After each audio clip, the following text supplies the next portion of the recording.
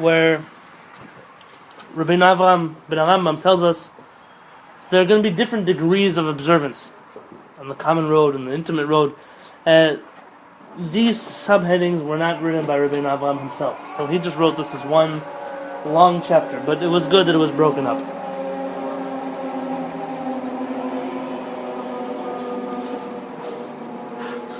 Umitoch kach, based on the above, Yitba'er lecha, it should be understood by you, ki en b'marbit derech ha'am hevdelei darga. That for the most part, there are not distinctions in the common road. Ki en dargat benaim ben ochel isur v'sheno ochel isur. There's no intermediate level between one who eats not kosher and one who keeps kosher.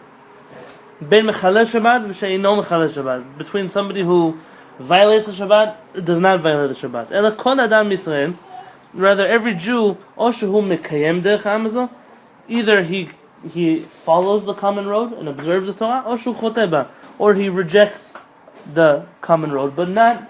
There's no middle ground. Now, I want to tell you that I didn't get a chance to read it yet, but in this brown book up here, I was learning on Shabbat, and then my class had to start, so I didn't finish. But Rabbi Yonatan Halevy suggests that there is value to what he considers tshuva she'einena shlema, an incomplete tshuva. That even an incomplete tshuva is worth something. And I didn't get a chance to read it, but and on face value, it's a mind-boggling concept.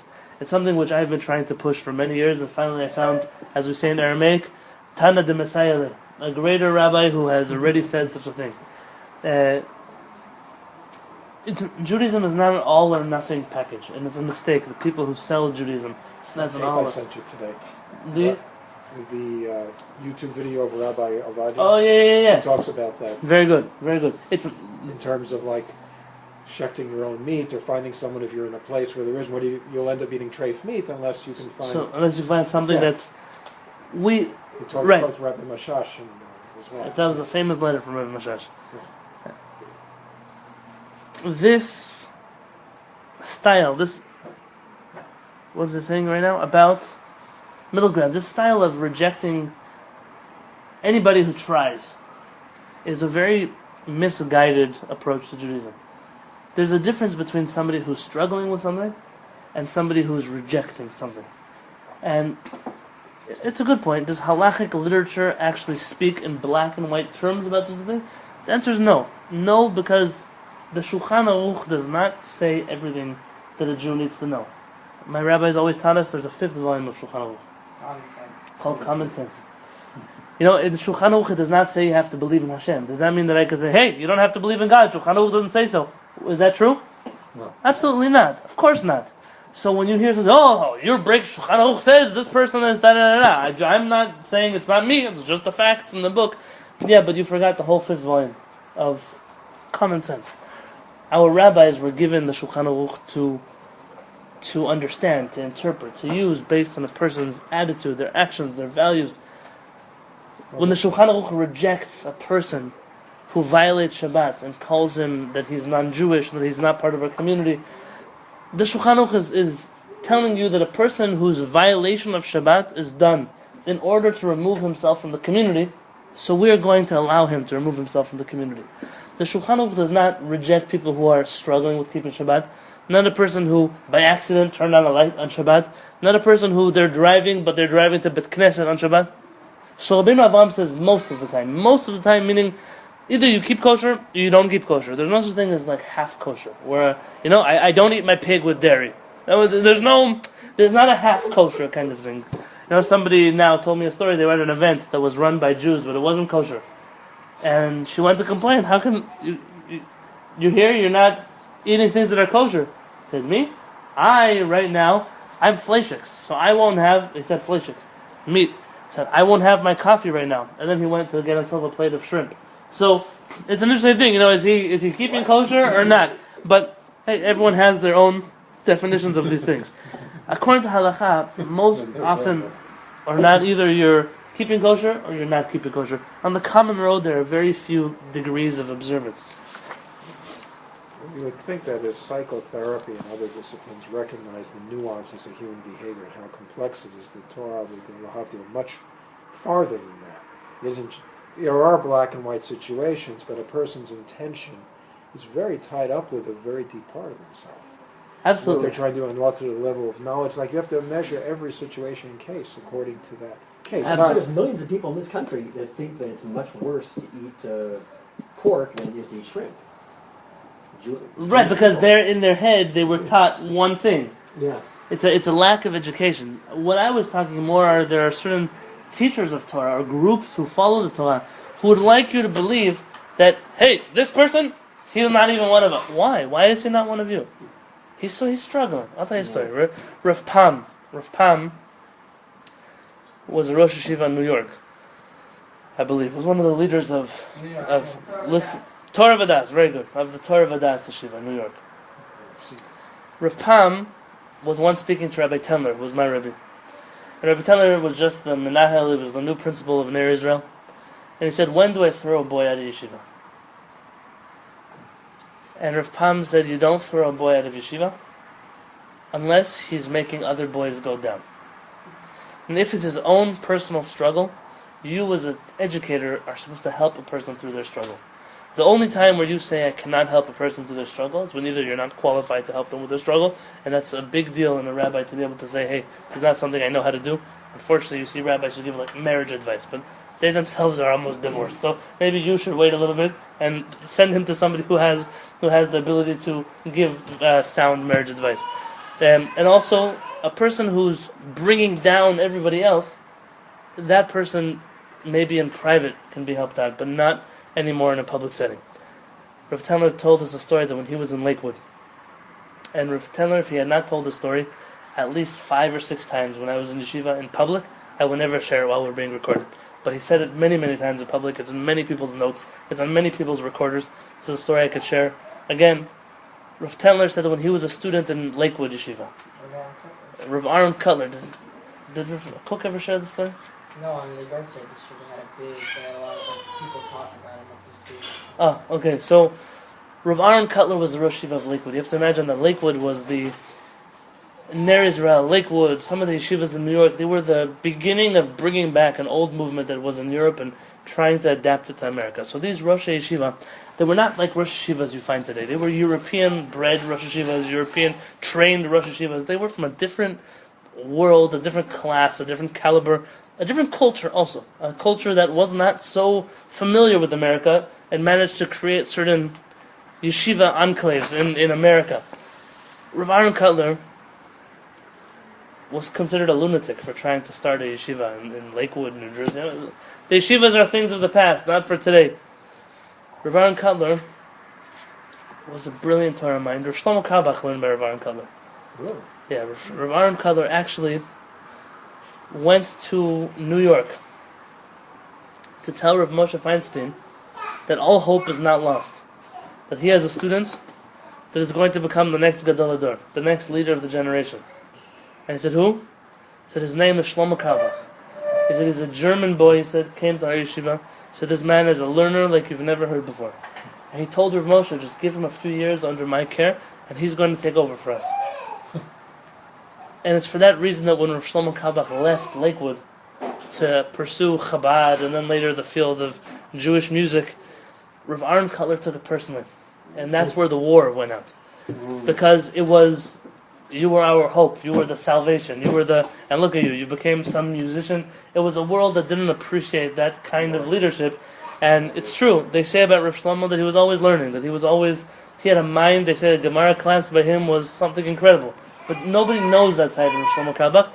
Perhaps because the people who Rav Shlomo surrounded himself with in his later years were not exactly those who would truly appreciate what it was like to learn Gemara in a yeshiva setting. And therefore he sacrificed perhaps the Rosh Yeshiva that he could have become to save the Jewry in the way he felt that he had to. But Rav Tenler was in yeshiva in those years where Rav Shlomo Carlebach was around. And there was once a boy in yeshiva, and they found underneath his mattress some non-tzniut magazines. I'm being kind. And the roommate found these magazines and ran to Rav Aaron Cutler's office with the magazines. Genius. And comes to Rav Aaron Cutler and says, Rebbe, we found a boy. These are the kind of magazines he hides underneath his mattress. Kick him out. And Rav Aaron Kotler said, yeah, what do you want? And they said, you have to throw him out of the yeshiva. We don't want boys like that among us. And Rav Aaron Kotler said, not only am I not throwing him out, but you're going to take those magazines and put them right back where you found them. And none of you will ever tell him that you saw these magazines. They were floored. What do you mean? How could you keep such a boy here? It's disgusting. Rav Aaron Kotler said, did you ever see when the boy prays? How much he cries? He's crying his eyes out. He said he's struggling with something. He said, you're going to throw a boy out now who's struggling? He said, it's going to be your fault that he never finished his struggle. He said, if he was coming and pretending that nothing was wrong with him, then I would have a problem. Because he pretends that he's okay. But as long as he knows that he's struggling with something, I can keep him here. Rav Tendler told me he would never tell us the name. Rav Tendler told us that this man, at least when Rav Tendler was alive, was a Rosh Yeshiva in Jerusalem. And that if somebody would have thrown him out then, who knows what would have happened. I told you that to my friend, right? Years ago. He got thrown out of there must be more than one temple. 1 second. The tossing table. 1 second. It's like when you have, again, we have all these WhatsApp groups from our family, my wife's family, my mother's family. So I always get on these WhatsApp groups like, oh, please forward anti-internet rally happening on... So, but we're using the internet to forward the anti-internet rally stuff. It's an interesting phenomenon that goes on. But I was just reading an article on the Haredi website. That's how we have it. Where there was a Rosh Yeshiva who threw a boy out of his yeshiva. And the boy was begging to stay, and it didn't happen. And listen to the story that happened. The boy went to the streets in Jerusalem. This got involved in alcohol abuse, started working as a bartender. Him and Judaism were two things that had never met anymore after that. And then one day he's sitting at the bar, and this religious girl walks in and asks for a drink. So he says, listen, lady, you're in the wrong place. You don't belong in this kind of place. So, what do you mean? You can't judge me? I can do whatever else. So he sold her a drink. And then he sat down with her. Started talking to her. So she was running away from the Orthodox world. She wants to have nothing to do with Orthodoxy. She hates religion. She hates God. All kind of things. And this guy said, listen, I did it, and it's not a lot of fun. It's not as glorious as you think it is. Don't do it. She said, but you're not even religious. Look at you, you hypocrite. And she started coming back every night for drinks in the bar. Push comes to shove. They started dating each other. He convinced her to start keeping Shabbat. Again, he said, well, I'm not going to keep Shabbat if you don't keep Shabbat. So he started keeping Shabbat, and then kosher, and then tefillin, and then tzitzit, and whatever else. And then finally says, listen, we're on this journey together for a few years now. Why don't we get married? He says, okay. He says, let's get married. He comes to meet the parents. It's the same rabbi that threw him out of yeshiva.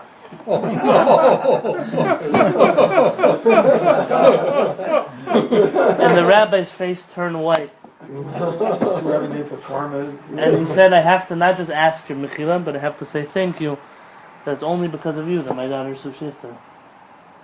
She did what? He said, she's only who she is. I mean, she came back because of you in some bar. But it's an incredible story how Hashem, he just runs the world. Hashem knows what he's doing. You don't know what he's doing, but Hashem knows what he's doing. And well, the same thing happened here, but unfortunately that opportunity was lost. Unfortunately, there are such things that happen. And His life would turn tragic. right, imagine if this Rosh Yeshiva would have said, you see, that's why I had to throw you out of yeshiva, so that you would have met my daughter, and so you could get married. Imagine if that was the attitude. Yeah. That would have been disgusting. But the idea is that you never know where a person is on their struggle. And I've been trained by my rabbis, both in Baltimore and by Howard Peretz, that a struggle is something that you respect. You respect the struggle. You don't respect somebody who's done struggling. Rabbi Aaron used to tell us that according to the Kabbalah, it says, Yismach lev mevakshei Adonai. Those who are searching for Hashem will be very happy.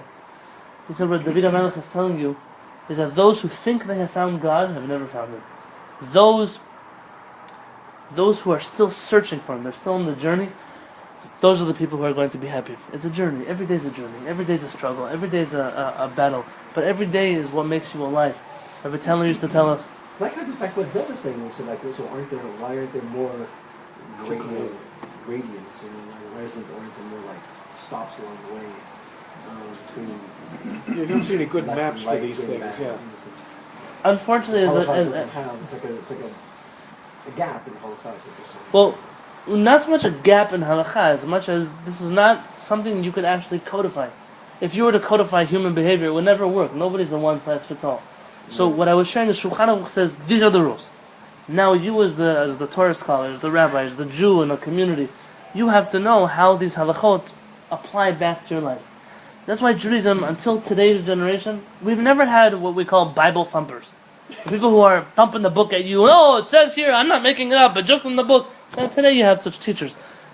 But that's not a Jewish approach, because it doesn't matter what in the book. The book means what the book means. We know Hashem gave us a Torah. Shulchan Aruch was given by Rabbi Yosef Karo.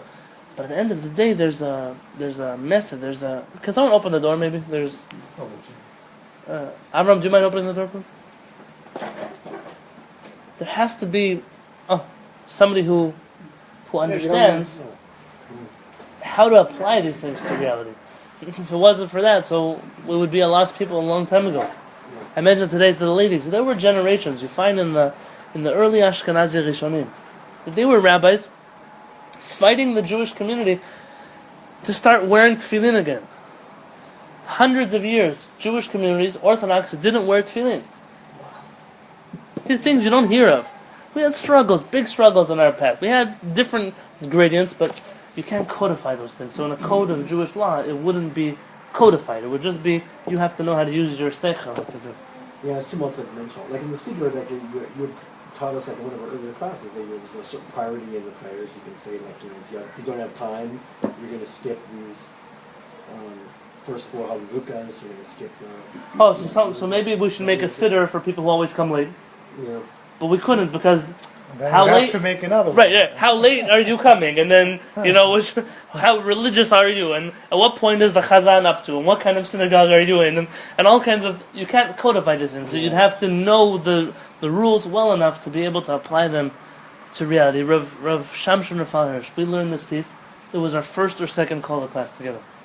You might remember when I used some of these terms. Rav Shamshon Rafal Hirsch said that it's not the greatest rabbis who have saved the Jewish people in their history, but rather it were the smaller rabbis who understood people better than they understood the laws. And listen to what he says. It's a very dangerous thing, what Rav Hirsch is saying.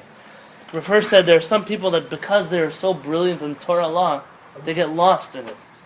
And he said there are other people who learn Torah law, and they're able to know, well, what people am I dealing with? He said, in that reality of the people, he said, Eino nilmad ma'Shulchan Aruch. You cannot learn it in the code of Jewish law. It's like Rabbi Angel said, the Torah is very dangerous. Sure. It could be a poison. Absolutely.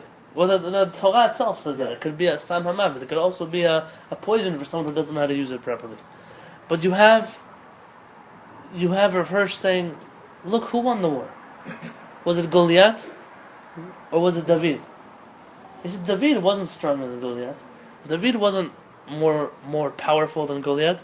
But David knew exactly which stone to throw at exactly which spot. He said it takes 2 things. To know the law, the stone, but also to know where to throw it. And with that, you can defeat even a giant. And that's very good. Application. The one, that's a good word. Application of the halakha is just as crucial as knowing the halakha. I'm not suggesting here to reform or reconstruct or conserve or renew Judaism. I'm suggesting that we just learn halakha the way it was always learned, as a living Torah, not as a object, Torah that this is black and white and there's no colors over here and no gray and no. HaKadosh Baruch Hu, how many times the rabbis tell us in the Talmud, Lo nitanat Torah lemalachei hasharet. So Torah was not given to the angels. You know how many times it says that in the Talmud? Torah lo b'shamayim, but that's coming to bring a different rule. When it says Torah lo b'shamayim, it means we have the ability to decide rules that might sound like they go against Hashem. But we have here in this rule, Torah was not given to angels, meaning we are human beings. And if Hashem wanted us to do X, Y, or Z, He would have not created us human beings. There are certain innate struggles in humanity.